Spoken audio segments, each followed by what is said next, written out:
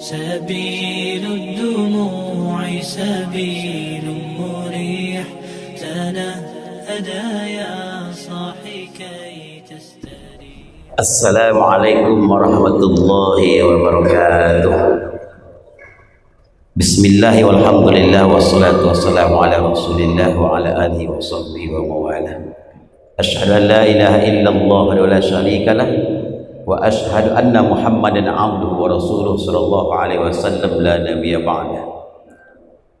Yang sama-sama kita hormati Bapak Pengurus Masjid Agung Nurul Iman beserta jajaran yang hadir siang ini, kita muliakan Al-Mukarram imam kita, kemudian kita hormati ibu-ibu dan bapak-bapak kaum muslimin muslimat sedang jemaah zuhur yang berbahagia. Puji syukur marilah sama-sama kita haturkan kehadirat Yang Maha Kuasa yang selalu melimpahkan nikmatnya kepada kita bersama. Salawat barakah salam bagi kita Muhammad sallallahu alaihi wasallam. Allahumma shalli ala sayyidina Muhammad wa ala ali sayyidina Muhammad fil alamin innaka Hamidum Majid. Ibu bapak kaum muslimin sedang jemaah zuhur yang dirahmati Allah Subhanahu wa taala. Rasulullah sallallahu alaihi wasallam menjelaskan dalam hadisnya bahwa dalam tubuh manusia itu ada segumpal darah. Ketika baik yang segumpal itu maka baiklah seluruh jasadnya, tapi ketika rusak dan sakit atau buruk yang satu gumpal itu maka rusaklah semua jasadnya. Ketahuilah yang satu gumpal itu adalah hati, kata Rasulullah. Persoalan yang terdapat dalam hati manusia. Bapak Ibu yang berbahagia, maka sering kita dengar ungkapan hati-hati dengan hati. Karena dari hati itu selalu bermula yang sakit hati, nan kanai hati, nan busuk hati, nan banci hati, satu aja berhubungan dengan hati. Dan ketika kita mampu mengontrol, ibu bapak, mengontrol hati, memanage atau menata hati kita, membina hati kita dengan baik, maka insya Allah amal ibadah kita pun insya Allah akan diterima oleh Allah SWT. Karena setiap pekerjaan itu tergantung dengan niat. Niat itu letaknya di hati. Ada keikhlasan di sana ketika beribadah.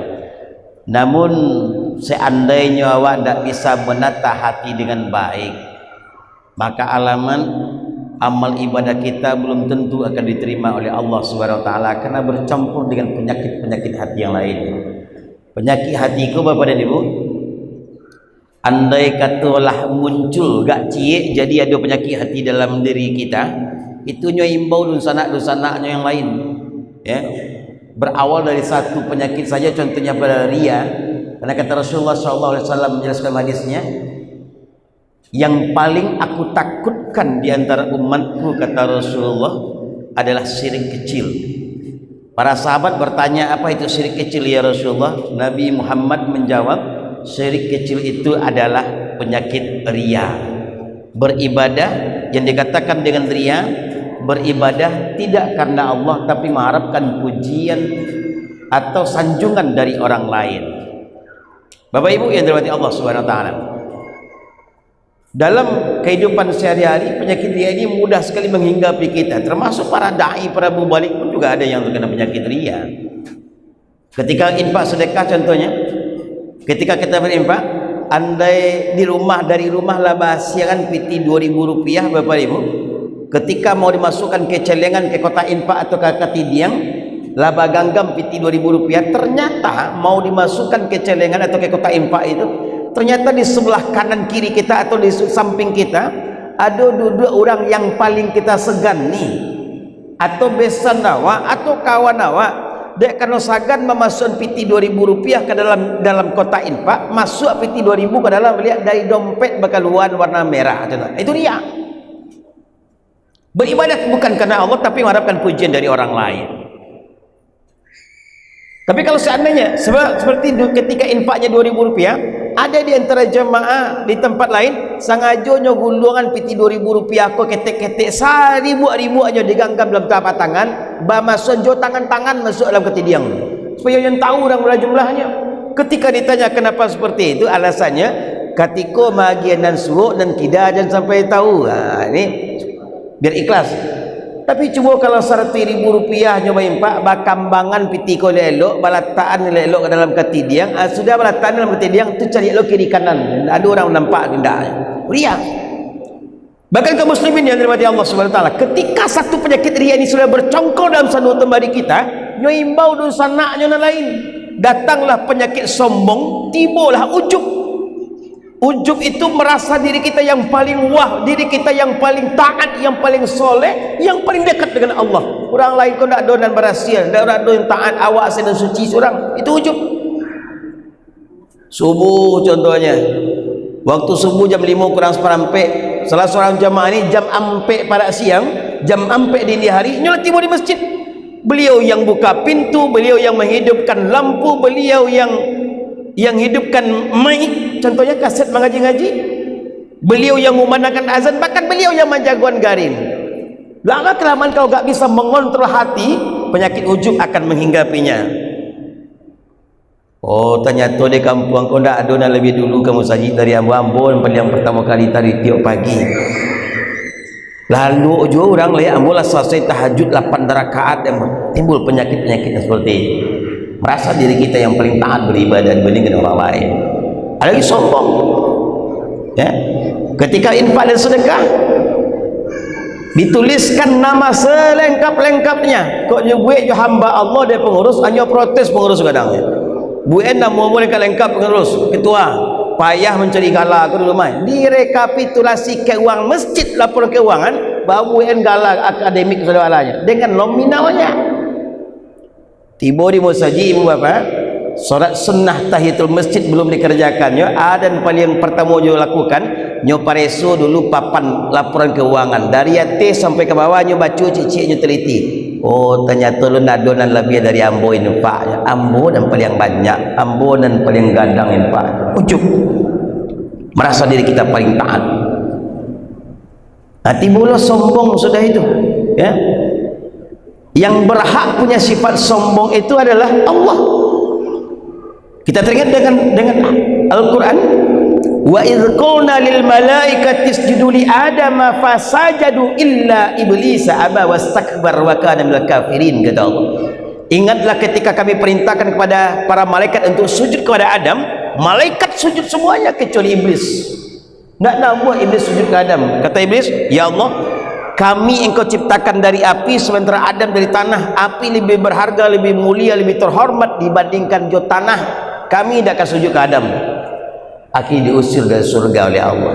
Sekali punya sifat sombong diusir dari surga, tidak berhak masuk surga, tidak berhak menghuni surganya Allah. Renungan bagi kita bersama, khusus Ambo yang menyampaikan, entahlah barakali wak punya sifat sombong Bapak dan Ibu. Masih pantas dan layakkah kita menghuni dan mengharapkan surganya Allah di saat kita belum minta ampun kepada Allah Subhanahu wa taala? Perbanyak istighfar dalam kehidupan sehari-hari. Bapak Ibu yang dirahmati Allah, penyakit hati selanjutnya ada bergunjing, mempakecian orang lain. Dan kami cari tuan tu yo sabananya tu mas, yo dek kalau dan sabananya tu nang gunjing, kalau ndak dan sabananya wak sampaikan tu fitnah namanya. Nah, kalau sebenarnya itu kalau dikatakan dengan gunjiang ko Bapak Ibu satu dosa nan kadang ndak wak cari nyoantar di orang ke rumah. Cubalah ibu-ibu majelis taklim, ibu-ibu BKMT, ampe kali pertemuan dah hadir, hanya tanya dek kawan-kawan yang lain. Ma ibu dak tiba-tiba nyo sakit tu mah. Sakitnya dicari ke rumah. Niat awalnya baik, bagus untuk membezuk saudaranya, teman-temannya yang sakit. Baru tiba di rumah, ya ayyuhallazina amanu la tadkhulu buyutan ghayra buyutikum hatta tastanisu wa tusallimu ala ahliha. Hai orang-orang beriman, kata Allah, jangan masuk saya ke rumah orang sebelum minta izin dan baca salam. Digedor pintu, assalamualaikum, waalaikumsalam. Baka babu, alhamdulillah. Bako nak tiba-tiba ibu BKMT, bako nak tiba-tiba ibu majelis taklim pengajian le doh. Lah sebulan ibu dah datang, apa langang rasanya musajid kalau dak ada ibu. Paru ambo sakit, bah sakitnya menjala ke punggung ke belakang sampai ke kedua konyo hai. Oh iyo, anak si anu tu aja. Tu dak boleh tu. Sampai ke pulang ke orang lain saya cerita tadi le. Gunciang tadi tu. Nah, ibu bapak, semuanya akan menghilangkan pahala kita. Samojo di musajid beberapa masjid, jarak rumah ibuku dengan masjid cuma 200 meter atau 100 meter, 5 menit sampai. Itu kalau jalan surang pak. Tapi kalau lah bayi yang badu kawan sama jo kawannya, ibu sama ibu baru sedang melakukan tarompa, saya dua baru itulah mulai cerita sekali itu. Jadi bahagia cek syanu tu ke patang, itu mulai pertemu pangkanya, itu bertambuh sambuang. Jalan gak 5 langkah berhenti dulu, jalan 5 langkah lagi berhenti dulu. Bahkanlah tiba di pintu pagar rumah, ada bapak cian pintu pagarnya tu. Agak di situlah bila setengah jam menyambung cerita tadi. Itu gunjiang tadi itu. Hati-hati kita. Ya. Terakhir karena waktu yang terbatas, penyakit hati itu adalah dengki. Kalau dalam kajian tasawuf ada hasad, ada husud. Hasad hanya sekedar tidak senang lihat orang sukses, tapi kalau husud itu merasa benci, sakit hatinya untuk lihat orang sukses. Ya, nah, ini penyakit-penyakit kata Rasulullah, iyyakum wal hasad, jauhilah hasad kata Rasulullah. Karena sesungguhnya hasad atau dengki itu memakan kebaikan, taubahnya seperti api yang memakan kayu bakar. Bapak Ibu, mudah-mudahan kita semuanya terhindar dari penyakit-penyakit hati agar amal ibadah kita diterima oleh Allah Subhanahu wa taala. Waktu yang terbatas inilah kita sampaikan pada siang ini. Terima kasih atas segala perhatian, maaf atas segala kekurangan. Billahi taufik, wassalamualaikum warahmatullahi wabarakatuh.